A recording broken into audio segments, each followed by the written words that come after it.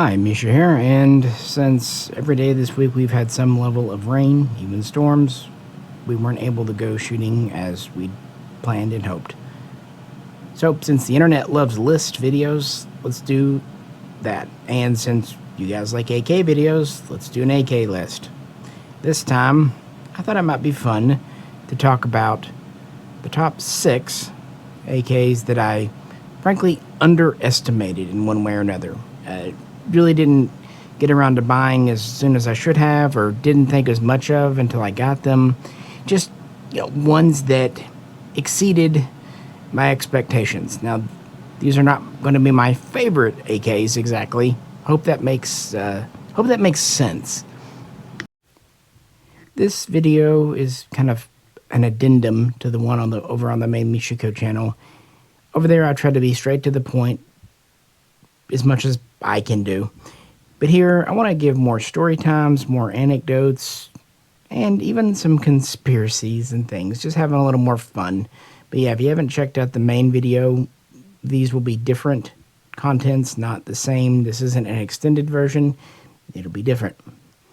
So, there you have it. And as always, if you could, please do like, share, and subscribe. And if you'd like to help out so we can get to the range when it isn't raining, check out the link to Patreon. So, let's dive in. Number 6. Alrighty, KP 104 again.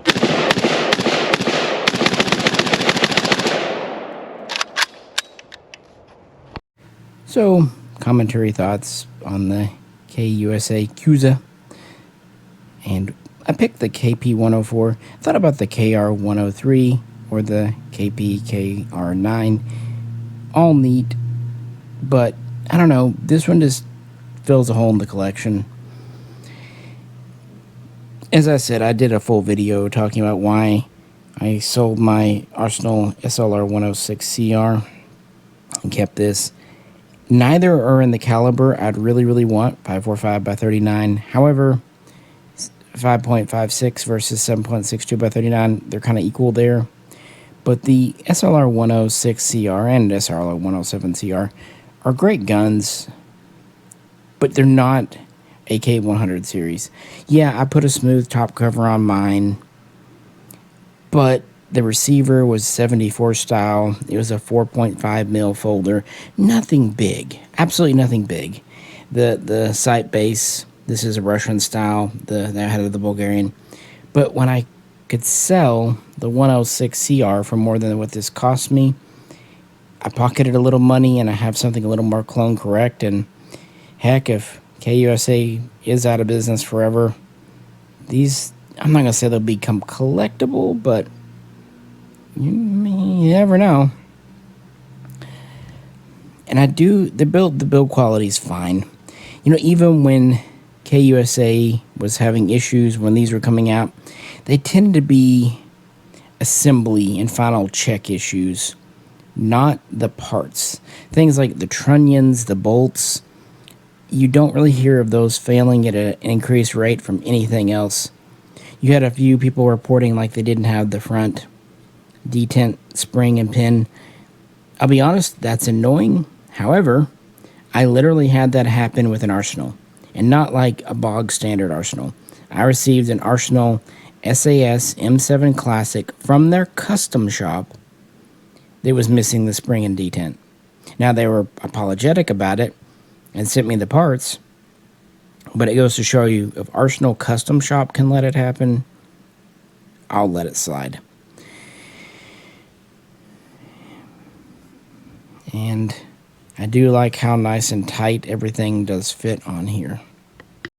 Another issue, and one that I did get, they accidentally put SG 12 or Sega 12, KS 12, there's the words, safeties in these. Another oopsie. Happened right after COVID, workers back to work.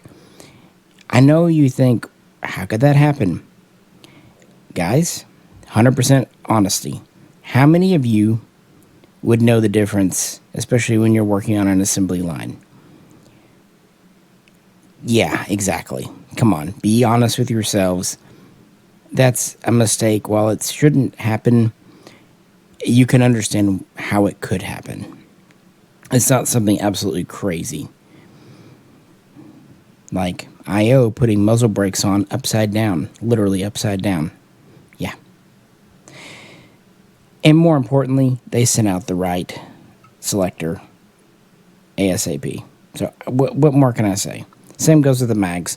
Originally, I got just a Korean, more or less junk mag, to be honest with you. But when their AK-103 mags were ready, they sent out replacements.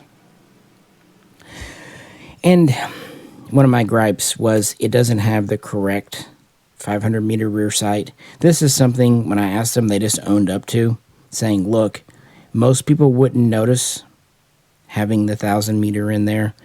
The cost of doing a whole separate rear sight leaf, and for that matter, detent, which just wasn't worth it, because the notches are actually on the opposite side of these. The markings are different. I get it. It's something that they were aware of, but they probably figured for those few people like me that are so asinine that care, we knew how to replace a rear sight. And yeah, they are correct. It is super easy to replace an AK sight leaf.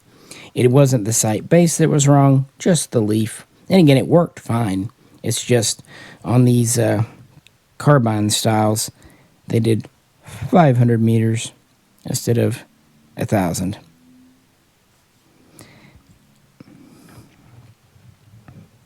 And these do have chrome-lined barrels. Again, what can I say? I like them, and I like shooting this gun. I love the intermediate length. I love the AMD 65. I love the Draco, the Wasser KR. It just appeals to me. So no regrets, and a gun that I need to get out shooting again very soon. Really, KUSA's issue really didn't have to do with their products. It was their marketing, their budgeting, and that's unfortunate because there were people working there on the floor in engineering, R&D, that are true AK aficionados. Unfortunately, other people decided it would be really a great idea to blow hundreds of thousands of dollars on displays at places like SHOT Show and really go for the Gucciest corporate offices they could. Just spending money they really should have put into production. And I know this is crazy, paying their subcontractors. Yeah, obviously they didn't make every part in-house. These days, no one does. And they just didn't. And then there was the whole hiring an ex-porn star thing, too. A lot of folks weren't keen on that. The firearms community tends to be rather conservative, rather family-oriented. It just wasn't a good look. It was a gross miscalculation to some. 100% straight with you, I don't care. But I also understand why it would not bode right. I didn't like the flavor of it, but it didn't offend me. It just seemed stupid. It seemed dorky. But, yeah, I can understand why it would offend some. You know what the real problem was? Not that they hired a porn star, but that they hired Monty Rotten. Obviously, clearly, they should have hired Stormy Daniels. Number 5. First shots out of the jack using a WBP mag.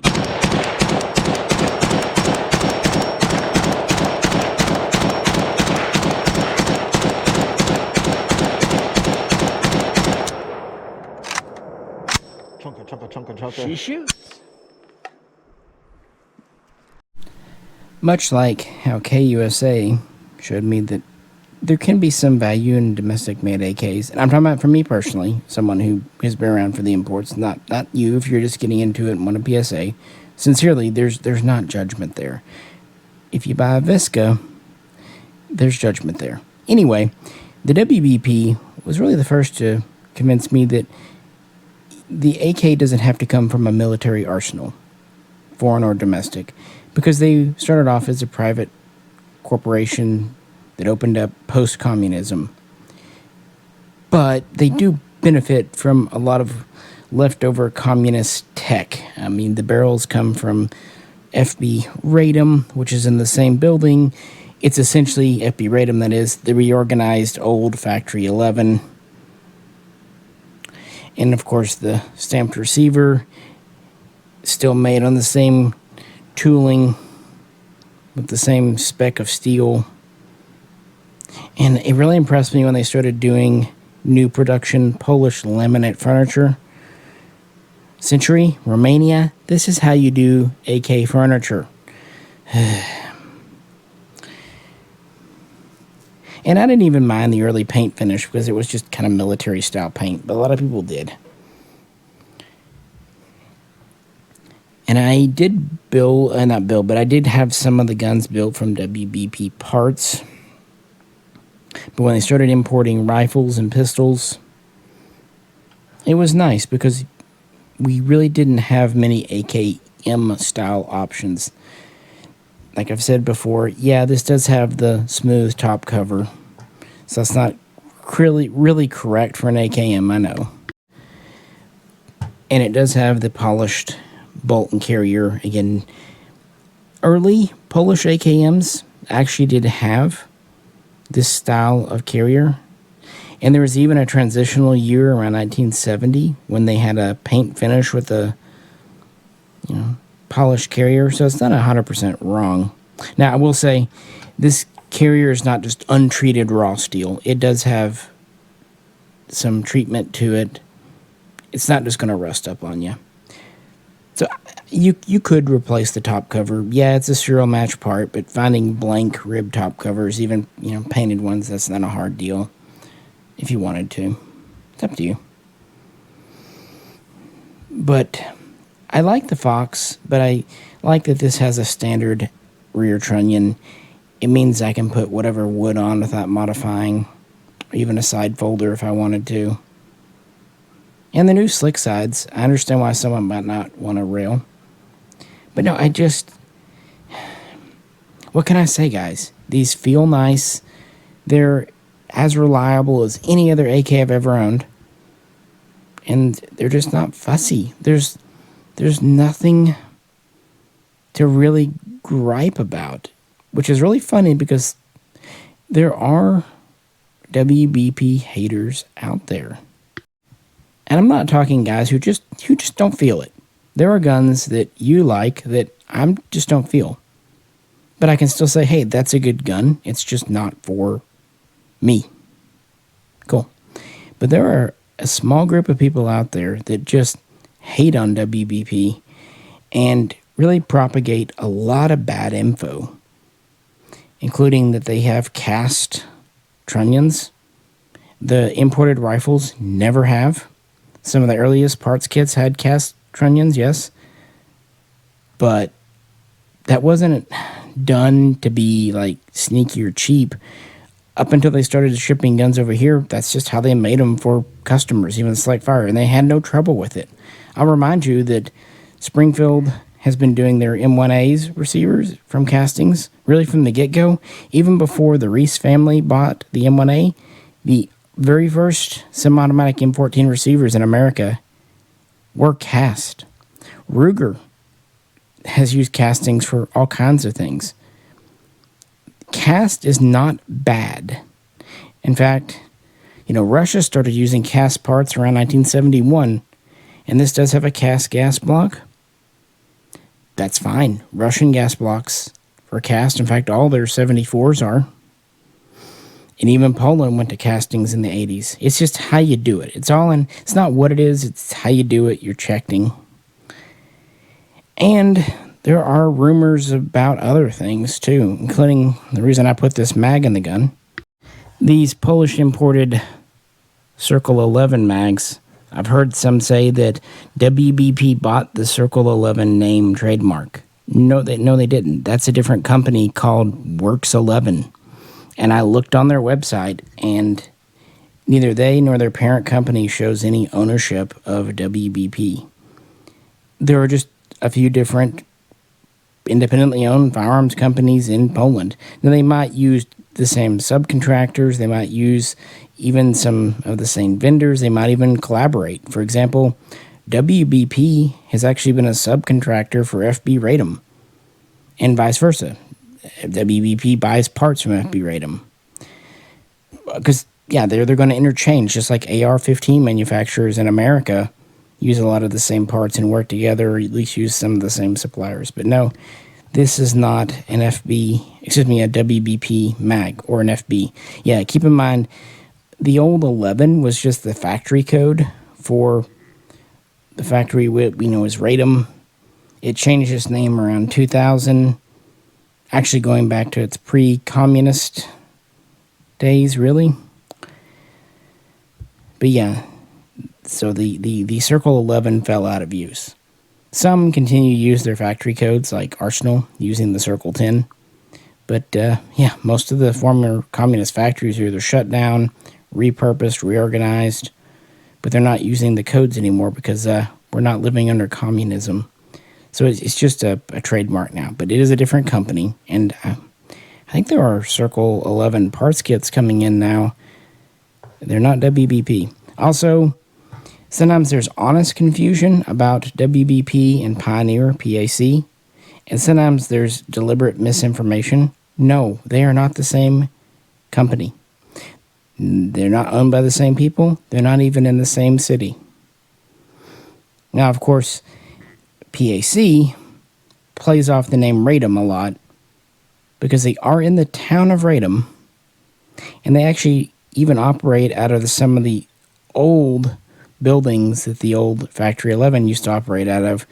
But that's not a big surprise because the way communism was set up, you had just big conglomerate corporations and structures. So it seems like Factory 11 represented half of the bloody town of Radom at one point. Not really, but you know what I mean. You see this in Romania, you see this in East Germany especially, and of course in Russia, the factories literally were city-sized, in China too. Anyway, getting into more esoteric stuff there. I just wanted to disambiguate. It's like saying all ARs in America are made by the same company. No, just like all AK stuff in Poland isn't made by the same company. And I gotta admit, the newer Pioneers aren't half bad for the money. They're really not. But the WBPs, talk to actual owners. That's all I'm going to say. Go with what people that actually own these say, good or ill.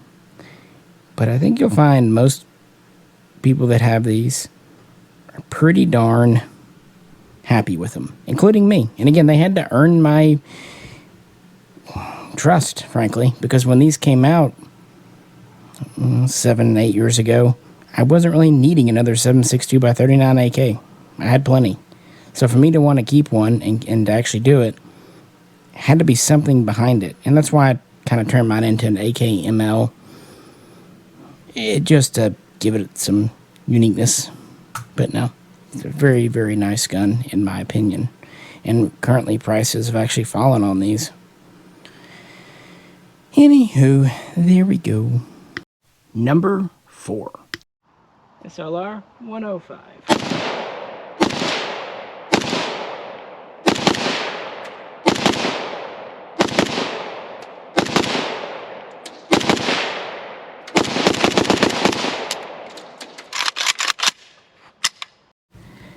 I do have a soft spot for 5.45 by 39 guns because you just didn't see these in the 90s. In fact, the ammo was quite rare. I don't think commercially the ammo started to be imported earliest 95, 96. And for years, the only import guns we had, barring like the 2 Chinese that came in, but the only guns that were brought over in any numbers were the Romanians. And even those were very uncommon. Keep in mind, this is kind of early days of the internet. Most gun shops weren't going to stock the SAR-2 or the previous like Romac 2 or 992. So when Arsenal announced they were coming out with not only a 5.45 gun, but their first stamped receiver, it was curious, and it's still curious today. Where did the stamp receivers come from? And you notice these actually have the stamps for the semi-automatic pins, but not the full XY. Another interesting thing, the dimpling of the magwell on this type of receiver is a little different than the later SLRs you come across. And these rather famously had double rivet trunnions. Now, I heard a few people say that they've had some 104s that also had double rivet trunnions, but I've never seen that myself. But I'm not doubting them. People have said that that means that it was leftover Tula parts. So, it is weird because they only brought over a few of these. I've seen 500, but I think it might be 500 of each model for a total of 2,000. 105, 105A1, 105R, 105A1R, or it could be whatever. Either way, they made a few hundred to a couple of thousand.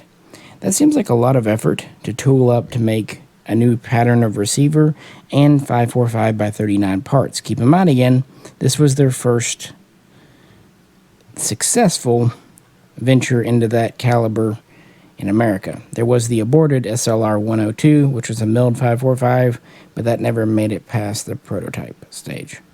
So it's funny because they sold these in 2004, 5, 6, and then they were gone, and we don't see more 545s from Arsenal until 2012, 13, 2014.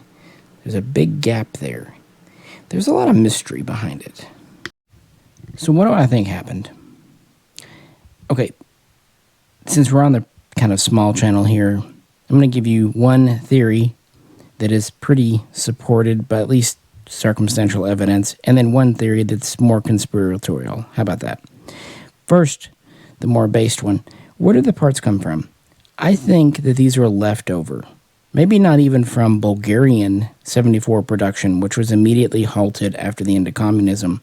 But I think if the rumors are true that these double rivets, and this does have a double rivet trunnion, were originally Tula, I think when either the 80s happened, Russia sent over virgin parts to Bulgaria, or when Tula closed in 1992, leftover parts, I think either way, either incomplete or unnumbered, unmarked parts from Russia made their way to Bulgaria, and then were put in storage because they weren't doing 74s anymore, and then eventually got used to build these. Keep in mind, not many nations adopted 545, not compared to 760 by 39 at any rate.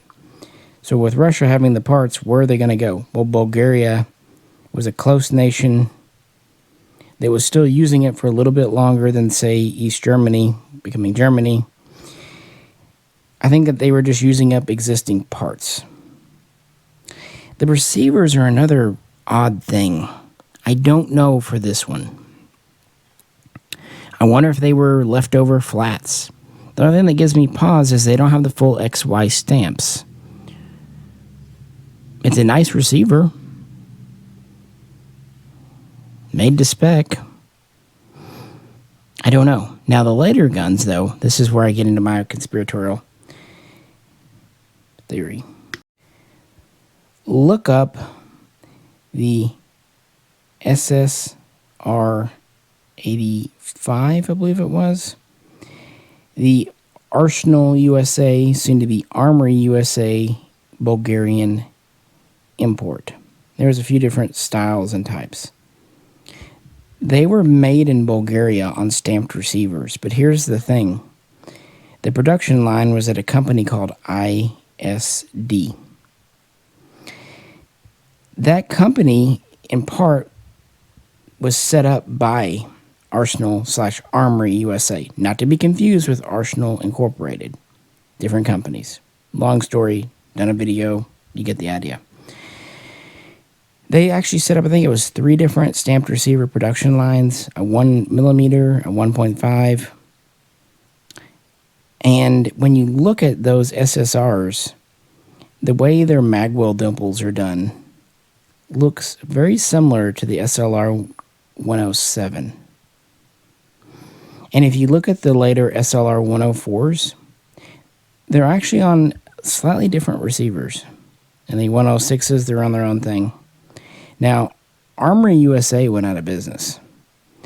Coincidentally, well, they became Elk River. Never mind that. Coincidentally, that was around the same time Arsenal Incorporated introduced the SLR 107, SLR 106 line. You see where I'm going. I think your later 106s and 107s are definitely put together in Arsenal's factory, but I think the receiver component is made by a subcontractor, ISD. I gave this theory to an Arsenal employee years ago, and his response was, "That's a good theory." And then I kind of pushed him, and he goes, "You're on the right track." That's all he could say or would say. So even if ISD is not the subcontractor, I feel like that was saying the stamped receivers for later Arsenals were made by a subcontractor. But as far as the original 105, I don't know. I wonder if they were leftover virgin stampings from the AK-74 program. Or just a different subcontractor. Keep in mind, Bulgaria never made the AKM. It's really strange. They jumped straight from AK-47, AK Type 3 production to AK-74 production. And the AK-74 was really the first time they did stamping. And then after communism, they went back to the milled series with the AR M1s. And even when we were getting the SLR 107s and SLR 106s, if you looked on their military, so Select Fire Guns website, they didn't show stamped receivers. Now, there's a rumor that Izhmash, Kalashnikov concern leader in Russia, got onto him for that. Frankly, guys, it's fucking bullshit. If Russia got on to everyone that was making AKs after the fall of communism, it just doesn't work legally. Even if they said something, why would Bulgaria listen? I mean, there's no teeth to that. None of that story makes any sense whatsoever. Do you really want to go into it? I don't, but take my word for it, or kind of research international law and contracts. I know East Germany had some deals with Russia and everything, but that was during communism, and there's an argument to be made that the Russian Federation is no longer the same nation as the Soviet Union, and that the old communist Izhmash is not the same as the new Izhmash, Kalashnikov concern. It doesn't matter. Here's the deal with Arsenal. Post-communism, to set themselves apart from other AK makers, they did the milled receiver thing. That was their calling card. It's how they said, hey, we're Arsenal. That's what makes us special, unique, different. It's not a bad way. Which means all of their stamped receiver guns, including this one, are kind of oddballs. Oh, by the way, it's a cool gun. I love shooting it. Russian furniture. And if it is built from Russian parts, at least some of them virgin, that I kind of choose to believe that.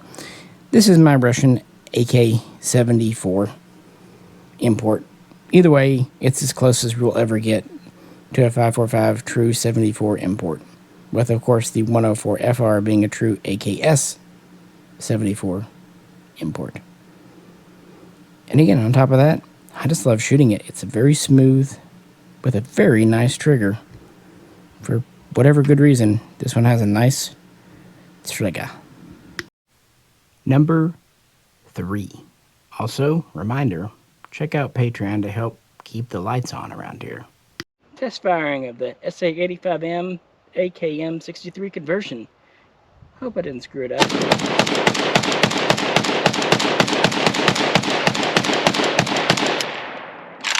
I did not screw it up. Cowabunga.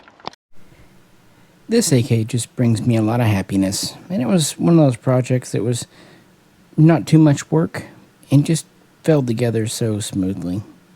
But I really want to acknowledge Michael Kastner. It's easy to tell pre-ban versus post-ban too, because early would be Kastner, after the 89 ban, KBI. And for years, the Hungarian FEGs, even the pre-bans, were kind of overlooked. People knew the SA-85Ms were out there, but they went for the Chinese, even the Egyptian Mahdi's, of course the Valmets. But it was a small number, only 7,000. 4,000 underfolders, 3,000 fixed stalkers. But the post-band SA85Ms like this one were really overlooked. And while the 2000Ms have their issues, especially trying to convert them, the 85Ms are really, really easy to do. And you can either go two ways. Turn it into an AK-63F or an AK-M63. And obviously this is the way I went because I've always just had a soft spot for them. I really like the AMD65, the carbine version, but the AKM63 was just a unique AKM variant that Hungary did, mostly because of the furniture, although the front handguard retainer to work with this metal lower is a little different. I don't know, I like unique. Then again, I understand this is a kind of a look that it's a love it or hate it. What do you think? Incredibly well-made guns from a military perspective. I'm not going to say they're the smoothest gun I've ever racked, AK or otherwise, but they're nice. And again, for a while, the price was good. And, yeah. Now, people have asked me, because in some states it still matters, pre-94 versus post-94 for the SA85Ms. Unfortunately, we don't know. Serials go into the 20,000s. Of course, like I said, in the pre-ban era, they ended in the 4,000s for the fixed stock, and the underfolders, they had their own ranges. So we know pre and post 89, but there's no definitive list of where the 94 cutoff is, unfortunately, guys. I don't have my numbers in front of me, but the serials do go, like I said, into the 20,000s. Well, typing time. But this gun came in right after I moved a decade ago. It was unfired in its box. And because I hate popping the cherry, frankly, on an unfired gun, I let a friend talk me out of it, sold it to him. But for years I thought it would sure be neat to do an AKM-63. Now, very few AKM-63 parts kits are in America. And I did have a parts kit built, U.S. receiver and a U.S. barrel for a while, but that never satisfied. I thought doing a conversion of an SA85M would be neat. Because when these came in, they were an AK-63F configuration, or AK-63D if you got the underfolder. That was the later style. Not a lot of difference, frankly. More conventional handguards, really. But I happen to have the right forearm parts, with the gas tube being the really key component. Well, my friend had this for a number of years, but after a while, I started asking him, hey, what can I trade you back for that? And we finally found something, and I got it back a couple of years ago. And, yeah, did the conversion. Talked about it in the main video, but started out by just swapping the furniture, and that was nice. But since I had some Hungarian parts, I decided to do a full conversion. Now, the front sight base is correct. Non-lightning cut. The gas block is very close to being correct.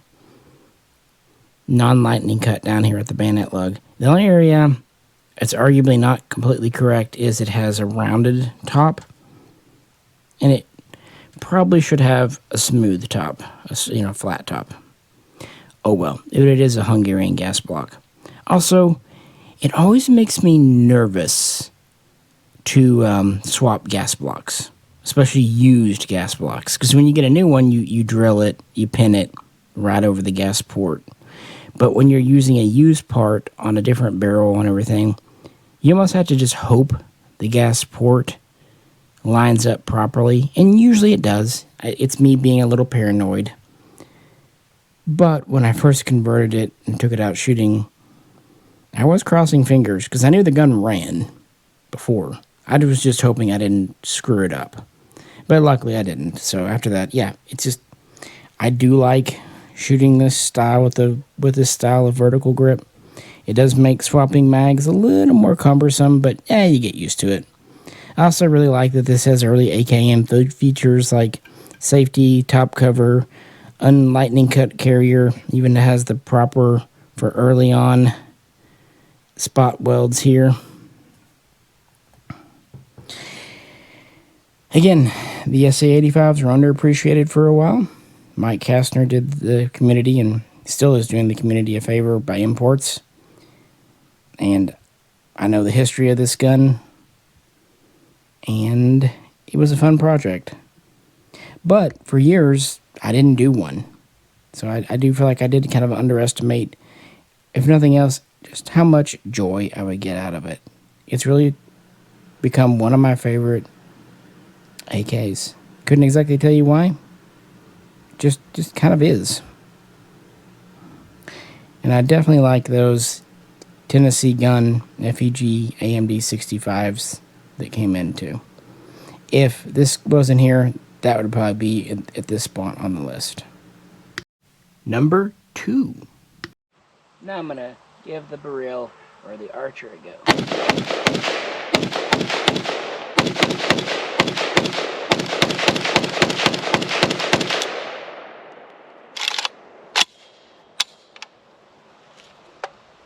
The Barrel, or Archer, as it was really known, really just has to be on the list because it changed my mind. It changed me. It's been a very important rifle. I've talked about it a lot, including a video just for this channel. What can I say, though? It was victim partially of IO being its importer. FB Radom made a good gun, but IO at every turn honestly seemed like they were actively sabotaging it, from having incorrect data on the website, not updating the photos as they went from version 1 to version 2 to version 3, not properly marketing it, and just pricing it all kinds of wrong. For example, these came over with these top rails, or at least supplied, and they split them apart, try to sell them separately.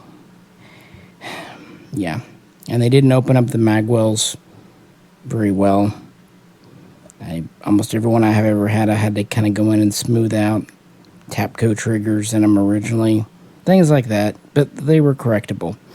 This is also the gun that they installed the muzzle brake upside down on at least 50% of the time. So that was special.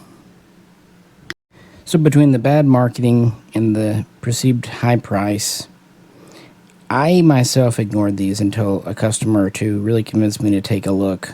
Plus, they did start shipping them with the buttstock. Initially, you got the stock loose in the box with the regular US stock on, and later they just started sticking them on. Mags became more and more available.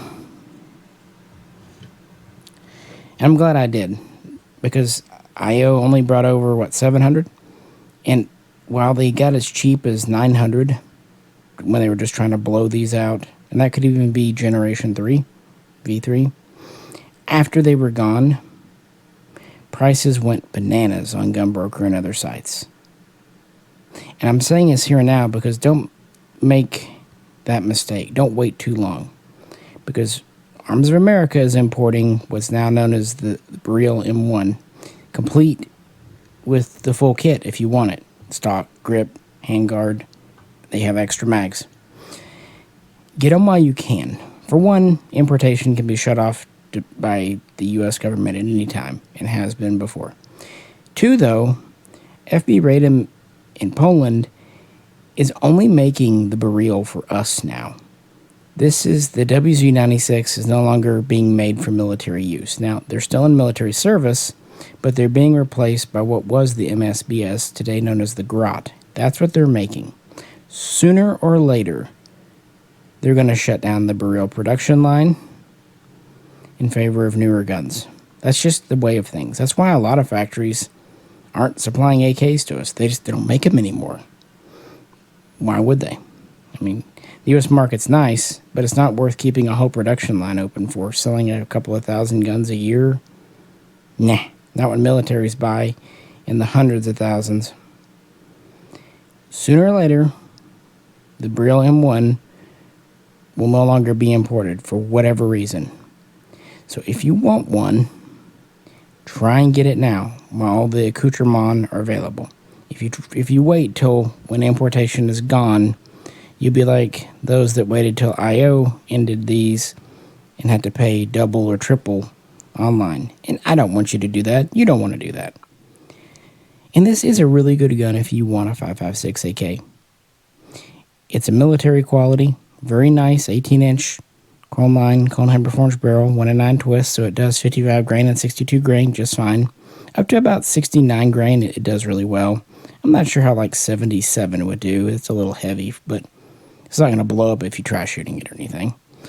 The extended enlarged mag catch, the extended safety, the POP rail mount system.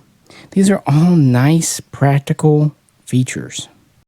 This is not only a reliable, durable 223 AK, they're shockingly accurate for what they are. I've told the story before, but I got one of these and then I talked Jay into getting one years back when they were about $1,000. And we were living quite a far apart, about an hour and a half drive at the time. Anyway, he got it and he went out and shot it, and I could tell he was upset. He had gone to just a local range at the time to him, and he had used either Tula ammo or Wolf, and he was getting pretty crummy groups. 3, I think he said maybe even 4-inch groups. Not great, especially out of a gun that's kind of touted for its accuracy. You know, he wasn't criticizing me, but he was just, I could tell he wasn't happy. But once we started putting even halfway decent ammo in it, American-made ammo, those groups tightened up to 2 inches, even 1.5 or better. And that is perfectly acceptable not only for a Kalashnikov, but even your military-grade AR-15. Keep in mind, a military AR can be 4 MOA and still pass the minimum mil-spec requirements, but all of them are better than that. You know what I mean? A 1.5 to 2 MOA AK, especially that's this tough, is perfectly fine. The only thing I'll say about it, the bare bones gun isn't too heavy, but yeah, with the rail, the stock, the sight on it, it's not the heaviest thing in the world. It's not the lightest either, and it's certainly not the most compact, because while we have an adjustable stock, it's not a folder, and we have an 18-inch, not a 16-inch barrel. Now, yes, the original barrels, the A's and the B's did have a folding stock, and that will fit on this, but the folding stocks have not been manufactured in 15 years. So while they're out there, they're going to be used, and they tend to command some pretty crazy money. So I'd stick with this, and this is a more comfortable. The problem with the folder, very short length of pull, and that's me saying this, someone who's like 5'5", 5'6". So if it feels a little short to me, if you're 6 foot give or take, you're definitely going to want this, because it definitely gives you a better length of pull and a much wider, comfier butt plate. I like the Ergo pistol grip too. No, it's just a really good gun, and people have this tendency with imports to say, hey, that's a good gun, I should get that one day. But never prioritize it. And then when they're no longer available on the import, then they go to try to find one. The problem is everyone's trying to find one, and then prices go bananas, and then no one's happy. Well, I mean, I guess the sellers are happy, but none of the customers are happy, because instead of paying, $1,500 for something, now they're paying $3,000 or more. And if you don't want one, cool. Don't let peer pressure say, hey, get this gun you're not into. If you're not into it, you're not into it. Cool. But if you have been thinking about it, now's as good a time as any, especially while the election is still a few months out. Waiting till September could be pretty hairy. Plus, again, never know what the government's going to do when it comes to imports. And this is me. I'm not exactly known for being hyperbole about that kind of thing. At least I hope I'm not. I don't think I am. Am I? Number 1. And the lights aren't on because people didn't support on Patreon. Asian contract, first shots.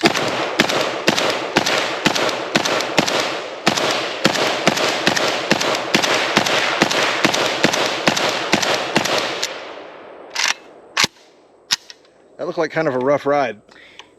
I'm going to talk about it. It's interesting. It really is. And finally, number one in the video. What a neat gun. But I definitely did underestimate these. It's just, I don't think we ever thought we'd see any Type 68s. And to get a near matching or matching kit is pretty special. Yeah, US barrel, US receiver. Normally that would bug me, especially the US barrel part. I would normally use at least an FB Ratum barrel like I did in my East German builds. But since this needs its own special barrel profile, that's not really possible. So kind of like with my Russian early RPK from Legion, which has a US barrel, sometimes I just have to acquiesce to reality. But the build here from Atlantic, I'm very impressed with their rivet work, their battlefield pickup. There's always that tendency to improve parts kits, sand parts, re-blue. They didn't do that, including having dents in my top cover. But it's a matching cover, so leave it as is. It don't hurt anything. Maybe one day I'll knock them out. Neat stock. Everything about this gun is really unique, and it was a great learning experience. Keep in mind, I can't view photos. I never would have known what a gun like this looked like until handling either a kit or a put together gun. And it's so funny because I really enjoy having this. A lot of friends have offered to buy it off of me. Don't want to. But I probably never would have thought about it until these came along. You know what I mean? So that's why it was a perfect candidate for this video. It's that nice combination of having something unique, learning. By the way, this mag, according to the importer, is original. I was kind of surprised too. Thought it might be Chinese, but no, apparently they were supplied with it, according to the guys who brought it in. Got a nice old tattered sling to put with it. And this is really where parts kits are valuable, for the things that we'll never see imports of. And it may not just be nations like this that we're not friendly with, but even nations like Poland, yeah, we're obviously friendly with them. We've had 2 of their guns in this video, plus we've got Pioneer. But Poland's not making, say, a classic milled AK Type 3, not to mention a WZ-60. Something like that is a great candidate for a parts kit build. So there you go. I would also say, importation, it's not just risky when it comes to guns. Every part that comes in has to be approved by customs. Not so much the ATF directly on pre-approved parts, but customs. But when they have demilled kits, they get involved. And over the years, they've gotten stricter and stricter. For example, early on, with the receiver, you could saw cut. Then they made torching, and then they specified, okay, torch cut in what, is it 3 areas at a diagonal angle, not straight angles. They've gotten very specific about how it's torch cut. Then after 2005, no more barrels. That sucked. That really hurt the building market, especially the AK building market. And in the last year or so, they've been kind of threatening other things. In fact, one thing is pretty scary. There has been talk about TRunions being cut. And there is precedent. A few years back, Century, and Apex had them in stock, had some Sten SMG kits that they sold and had to do a recall because the ATF decided, rather arbitrarily, that the front trunnion and the Sten needed to be demilled. They have not done that yet with AKs, but 2 things. If they did, it would destroy everything. Making a proper machined front trunnion, especially to the spec of whatever kit you're doing, would add to the cost exponentially. And even if you did that, you would lose the cool markings on whatever you were building. Really, to my mind, destroying the whole purpose. Here's the thing. The AK, it's a particular risk. On a US receiver like this, the markings will either be on the side of the stamping or on the underside, like in front of the trigger guard here. By the way, which I appreciate Atlantic for putting their markings underneath. But if you look at an import, like that Baril or a Wasser, the receiver has some markings, but the serial number is actually on your trunnion. When it comes to AK importation, the ATF considers the trunnion as part of the overall receiver unit, because it's all riveted together, whatnot. The thing is, they could go one step further and say, you know what? Since when it comes to importing guns, this is part of the receiver. When you demill the receiver, the machine gun from the kit, right now we just have to cut up this part. The trunnions are safe. I could see them, sadly, saying, since this is part of the receiver, cut up your trunnions, front, back, or both. Right now, we don't have to do that. I don't think I'm talking out of school here. They know this, otherwise I'd keep quiet. Kind of like calling these Asian contract kits.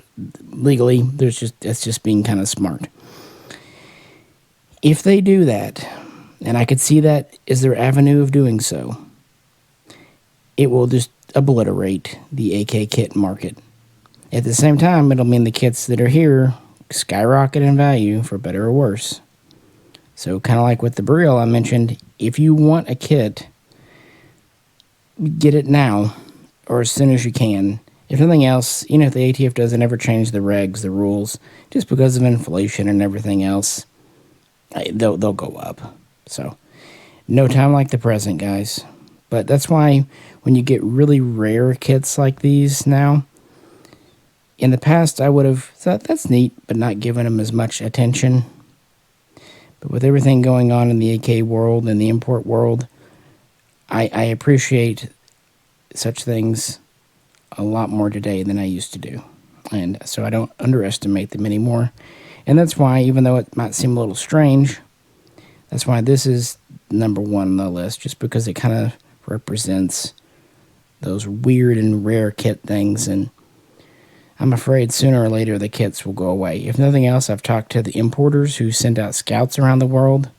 And what I'm hearing is, every year they're finding fewer and fewer kits to bring in, and when they do, the overseas people that own them want more and more money, and or the kits are in worse and worse condition.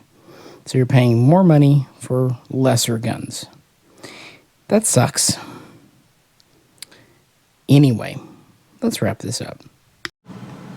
Alrighty, guys, and that's the kind of commentary. I could go on, but I think you get the idea, and I've definitely told stories about most of those in previous videos, but again, the internet likes lists. We all like talking AKs, especially on this AK channel. I'll continue to upload older videos and from time to time put new content on here. Maybe instead of doing extended cuts of Mishaco videos, I'll do like this, more companion content. I'm still playing around, but let me know what you do like, don't like, ideas, and I definitely will take anything into consideration.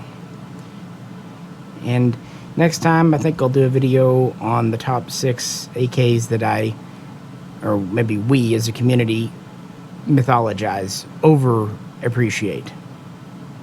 Yeah. Not that they're bad guns, not that they're my least favorite, just that their reputation more than precedes them, and maybe they're put into the category of myth and legend more than they should be. I don't know. Seems like a good idea, but maybe it's not. Let them know what you think. This is Misha. Catch you very soon next time.